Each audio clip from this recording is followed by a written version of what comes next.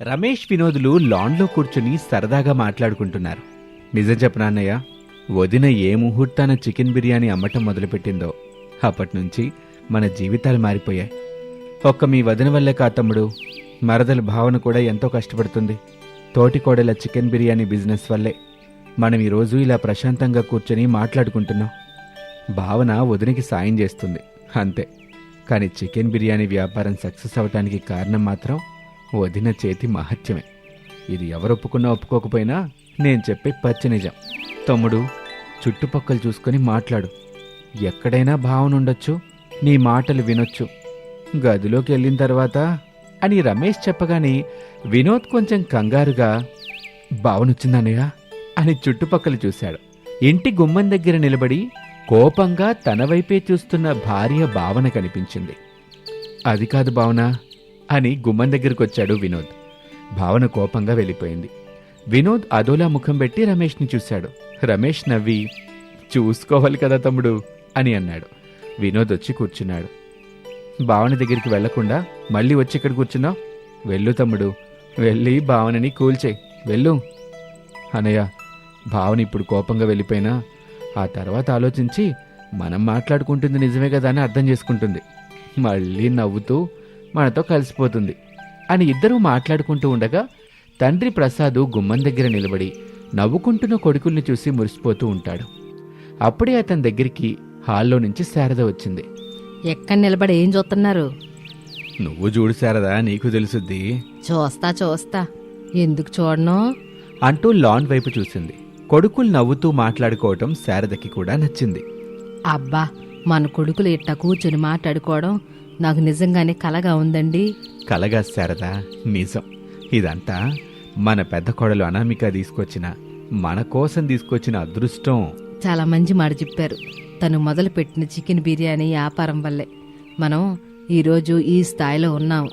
ఏ తలనొప్పి లేకుండా మనం ఇంట్లో మనం ఉన్నాం అని శారద చెప్పిన మాటలు కిచెన్లో బాధగా నిలబడిన భావన వింటుంది. ఈ ఇంట్లో వాళ్ళకి నా తోటి కోడల కష్టమే కనిపిస్తుంది. నేను కనబడ్డం లేదు, నా కష్టమో కనిపించదు.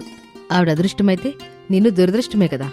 అయినా నన్ను కట్టుకున్న భర్తే నా కష్టాన్ని గుర్తించినప్పుడు ఇక అత్తమామలు, బావగారు, అనామిక గారు ఏం గుర్తిస్తారు? నా గుర్తింపుని నేనే సంపాదించుకుంటాను. నేను కూడా చికెన్ బిర్యానీ చేస్తాను అని తన కన్నీళ్లు తుడుచుకుంటుంది. గుమ్మం దగ్గరున్న శారద భర్త ప్రసాద్తో, కొడుకులు ఇంటి ముందున్నారు, మరి కోడల్లో? నా అంచనా నిజమైతే ఇంటి వెనకుంటారు, వెళ్ళి చూడు. వీళ్ళింటి వెనక ఏం చేస్తున్నారు అనుకుంటూనే శారద ఇంటి వెనక్కొచ్చి చూసింది. భావన ఏడుస్తుంటే అనామిక ఓదార్చుతుంది. అయ్యో చెల్లి, మన తోటి కోడల చికెన్ బిర్యానీ వ్యాపారం సక్సెస్ అయిందంటే నా వల్ల నీ వల్ల కాదు, మనిద్దరి వలన. అది నువ్వు గుర్తుపెట్టుకో. అత్తమామలు, వినోద్ ఏదో నిన్ను ఆట పట్టించాలని అలానే ఉంటారు తప్ప వాళ్ళకి మాత్రం నువ్వు చేస్తున్న పని గురించి, వంటల గురించి తెలీదా చెప్పు?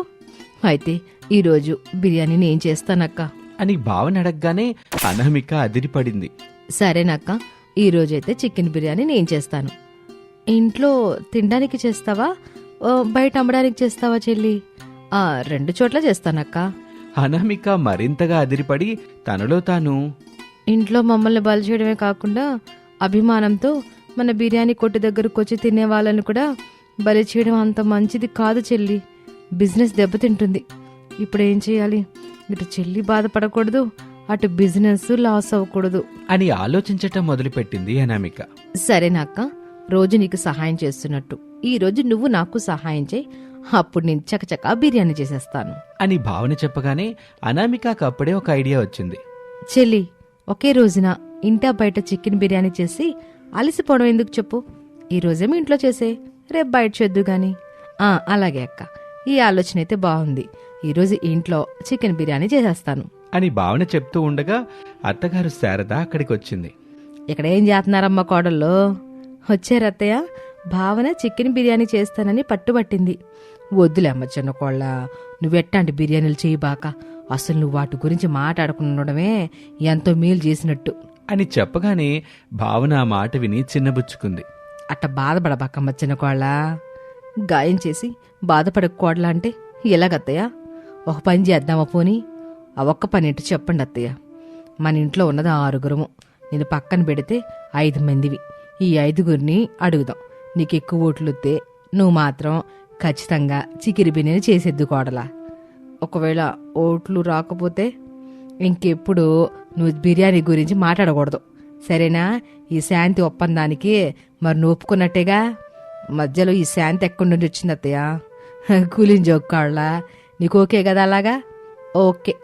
ఇక ముగ్గురు అక్కడి నుంచి బయలుదేరి బయట కూర్చొని నవ్వుకుంటున్న ముగ్గురి దగ్గరికి వచ్చారు. ఏంటి శారదా, తోటి కోడలిద్దరిని తీసుకుని ఇలా వచ్చావు? మన చిన్న కోడలు భావన ఈరోజు మనందరి కోసం ఇంట్లో చికెన్ బిర్యానీ చేస్తానని పట్టుబడుతుంది. మరి మీ అభిప్రాయాలు చెప్పండి అని శారద చెప్పగానే తండ్రి కొడుకులు అయోమయంగా ముఖాలు చూసుకున్నారు. ముగ్గురి కడుపులో సౌండ్స్ రావటం మొదలైంది. ఇలా చూడు కోళ్ళ, 4 రోజుల క్రితం నువ్వు చేసిన చికెన్ బిర్యానీ తిన్నందుకే మాకు వాంతులు విరోచనాలు అయినాయి. మళ్ళీ నువ్వు బిర్యానీ చేస్తే బొట్టు లేకుండా మీ అత్తయ్య నేను చూడలేనమ్మా భావన అని ప్రసాద్ చెప్పగానే అందరూ కంగారు పడ్డారు. యామండి, ఎందుకు నాన్న అలా మాట్లాడతావు? ఏం నాన్న నువ్వు? భావన చికెన్ బిర్యానీ చేయదు, సరేనా? సరేనండి, ఇంకెప్పుడు బిర్యానీ చేయడం కాదు కదా, అసలు బిర్యానీ గురించే మాట్లాడను. అక్కకి సపోర్ట్గా ఉంటాను. శుక్రవారం పూట ఏంటండి ఆ మాటలో? శనివారం అంటే పర్లేదా మరి? అయితే ఇప్పుడు మేము నవ్వాలా? కొంచెం కూడా నీకు కామెడీ సెన్స్ లేదు శారదా. ఎక్కడ దొరుకుతుందో చెప్పండి, 5 కిలోలు తెచ్చుకుని అందరం పంచుకుంటాం. ఇప్పుడు ఇది పంచని నువ్వు ఫీల్ అవుతున్నావు అన్నమాట అని వాళ్ళిద్దరూ వాదించుకోవటం మొదలుపెట్టారు. తోటికోడలు అనామిక భావన కిచెన్లోకి వెళ్లారు. ఈరోజు అమ్మటానికి చేయాల్సిన చికెన్ బిర్యానీని చేయటం మొదలుపెట్టారు. భావన మనసులో మాత్రం తనకు బిర్యానీ చేయటం రాదని, తన కుటుంబం వాళ్లే తనను హేళనగా చేసి మాట్లాడడం గుర్తుకొచ్చి బాధపడుతూ ఉంటుంది. అది కోపంగా మారింది. దీనంతటికి కారణం ఈ అనామికే. నాకంటే బాగా చికెన్ బిర్యానీ చేసి మంచి పేరు తెచ్చుకుంటుంది. నచ్చలే, అనామిక హ్యాపీగా ఉండడం నచ్చలేదు. చేయాల్సింది నేను చేస్తాను. ఎక్కడ ఏ అగ్గిపుల్ల వెయ్యాలో ఒక్కడ వేస్తాను అని ఏం చెయ్యాలో ఎలా చెయ్యాలో మనసులోనే ప్లాన్ చేసుకుని, అక్క ఈ రోజైతే నేను బిర్యానీ అమ్మే దగ్గరికి రాను. ఏమైంది చెల్లి, ఇంట్లో జరిగింది ఏమైనా మనసులో పెట్టుకున్నావా ఏంటి అని అనామిక అడగగానే భావన తనలో తాను, పెట్టుకోకుండా ఎలా ఉంటాను అక్క? బిర్యానీ కోసం కష్టపడుతుంది ఇద్దరమైతే పేరు మాత్రం నీకొచ్చింది. కనీసం నువ్వైనా అలా ఎందుకంటారు అత్తయ్య? చికెన్ బిర్యానీ చేయడం నా ఒక్కదాని వల్ల ఎక్కడవుతుంది చెప్పండి? భావన అయితే ఎంతో సహాయం చేస్తుందని చెప్పలేకపోయావు. అంటే నీ స్వార్థం నువ్వు చూసుకున్నావని నాకు అర్థమైపోయింది.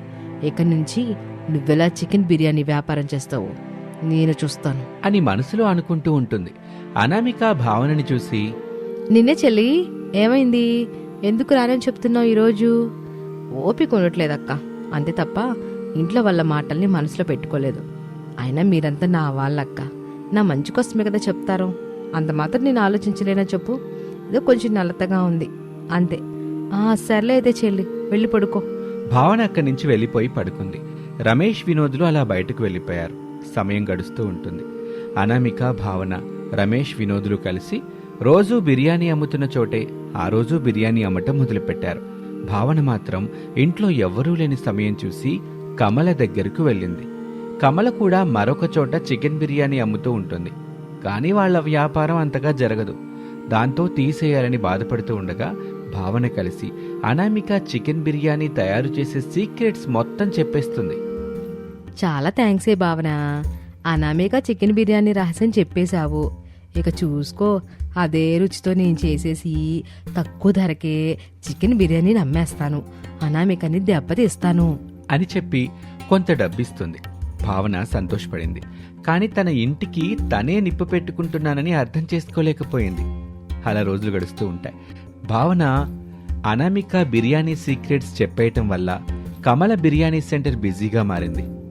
తోటికోడల చికెన్ బిర్యానీ సెంటర్ దివాలా తీసింది. దాంతో చికెన్ బిర్యానీ కొట్టు మూసేయాల్సొచ్చింది. తోటికోడలిద్దరూ ఇంటి దగ్గరే ఉంటారు. ఇంటి పనులు, వంట పనులు చేసుకుంటూ ఉంటారు. కాని భావన మాత్రం కమల ఇచ్చిన డబ్బులతో నగలు చేయించుకుంది. వాటిని చూసుకుంటూ మురిసిపోతూ ఉంటుంది. ఇలా తోటికోడల చికెన్ బిర్యానీ ఫెయిల్ అయింది. ఇది వాల్టి కథ. మరొక ఆసక్తికర కథలో మళ్ళీ కలుద్దాం. అంతవరకు సెలవు, నమస్తే.